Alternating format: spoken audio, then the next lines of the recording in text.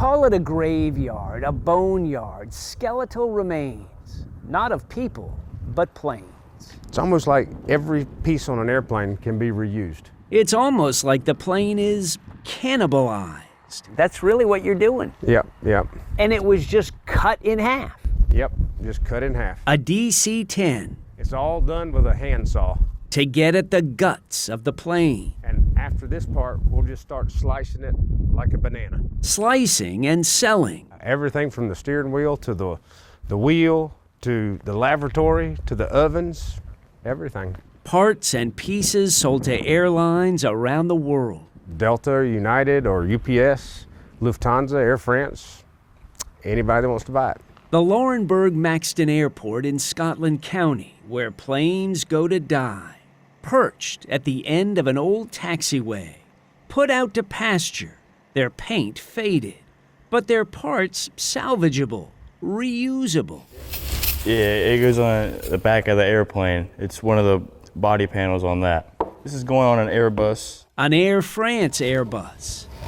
Clean this up, send it over there. They could use it like it's brand new. From Laurenburg, Maxton to Paris.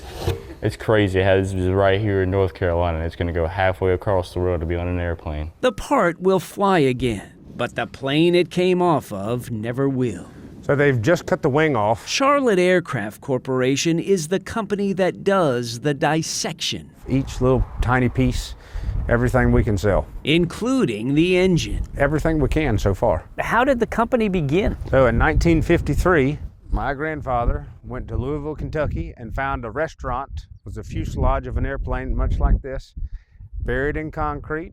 He ripped it up, put wings and a tail back on it, 2 engines, and sold it to Piedmont Airlines for their first ever airplane. That was Piedmont Airlines' first plane? First airplane ever.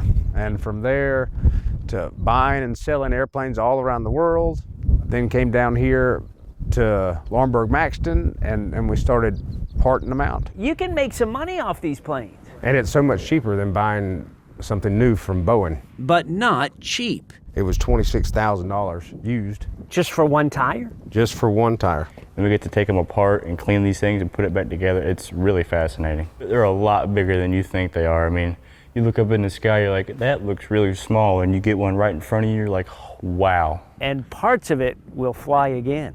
Yep, absolutely, 100%. I love it. It's been in my family, well, 70 years now, and I wouldn't have it any other way.